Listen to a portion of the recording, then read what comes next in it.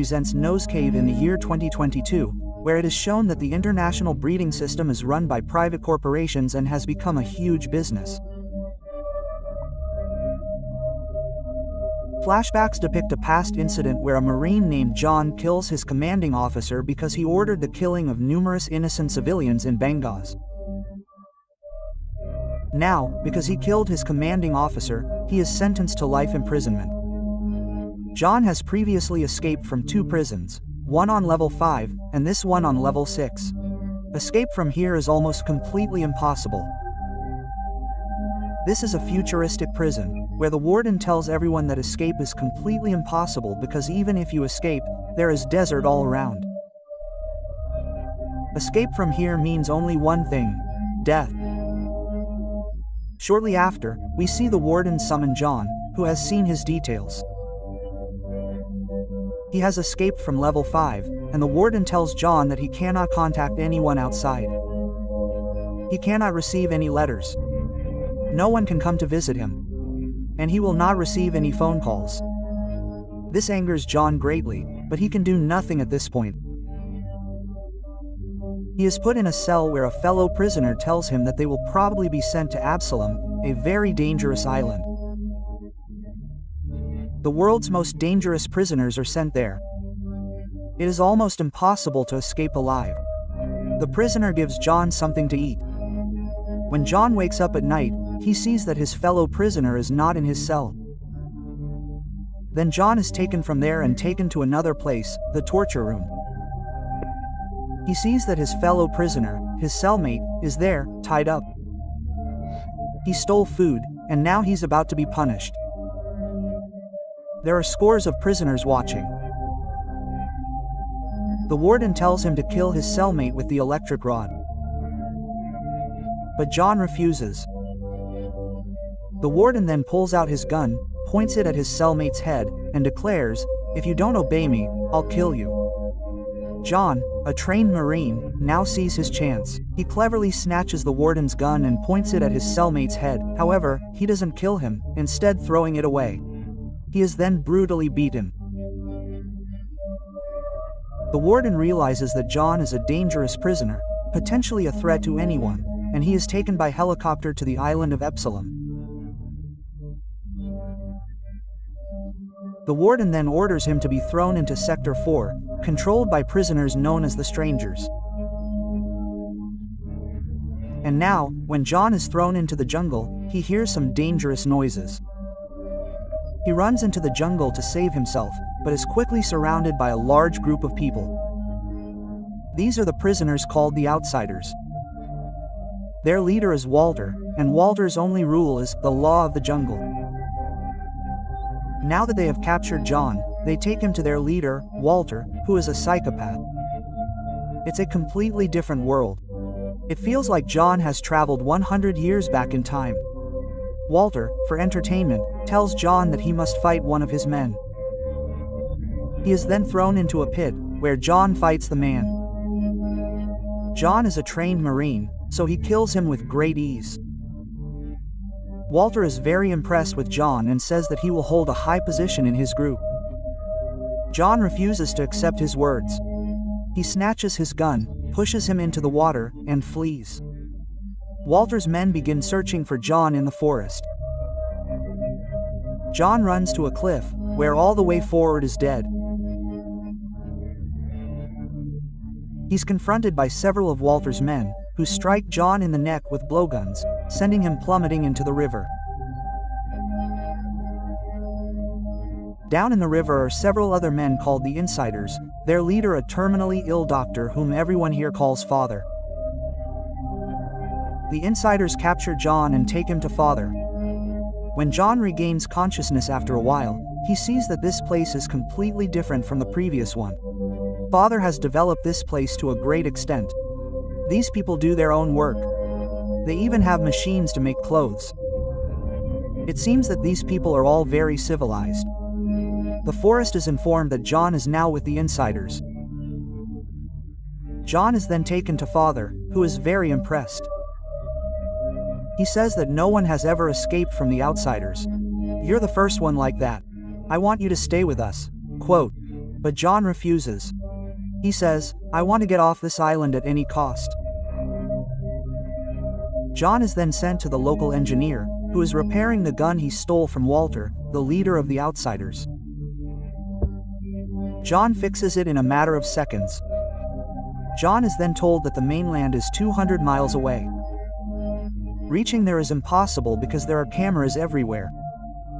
If you try to escape, you will be caught quickly. There are 600 outsiders outside, and we are only 98, but John doesn't care. He wants to get off the island at any cost, and as John is leaving, a boy named Casey follows him. Casey was charged with 2 murders.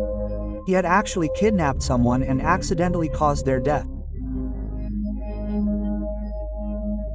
Now, Casey, who has been sentenced to life imprisonment, wants to escape, and John tells Casey to stop following him. He then goes to the beach, where he throws a wooden box into the ocean. The waves shatter it in seconds, implying that the waves here are extremely dangerous. Casey arrives there, and tells him many things about the island, having been there for a long time. They become friends.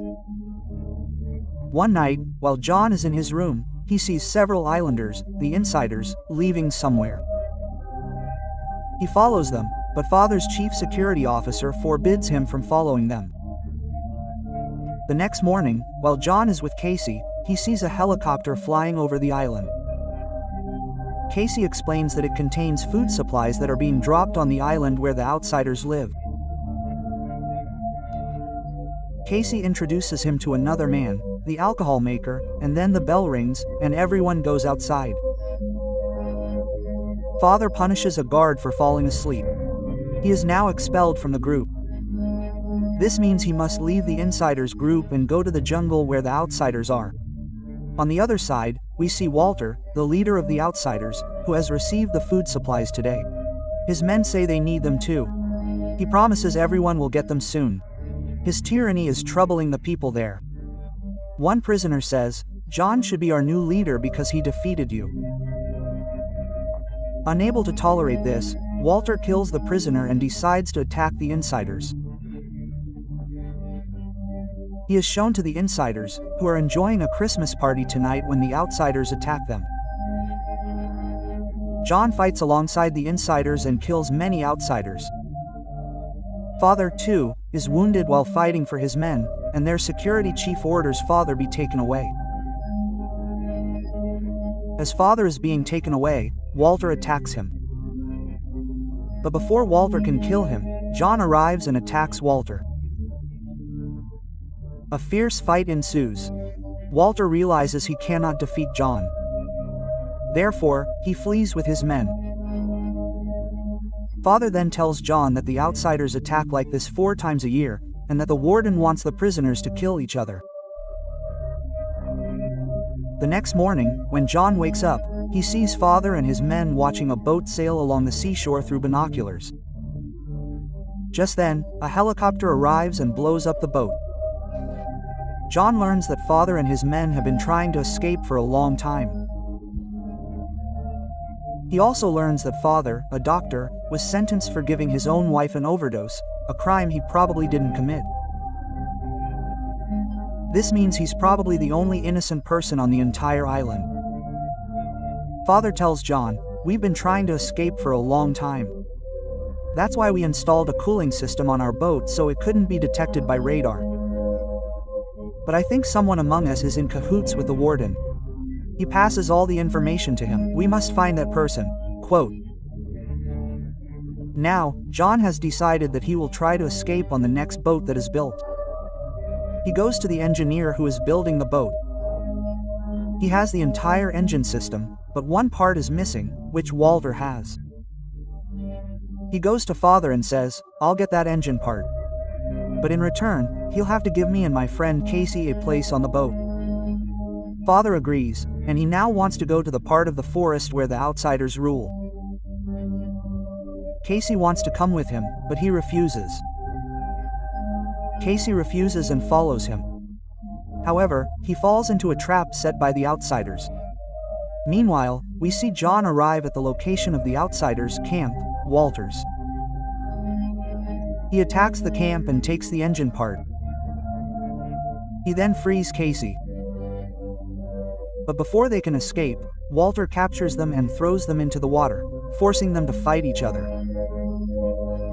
He says, "Now you two will fight until one of you is killed." Knowing that only one of them can survive, he deliberately takes his own life.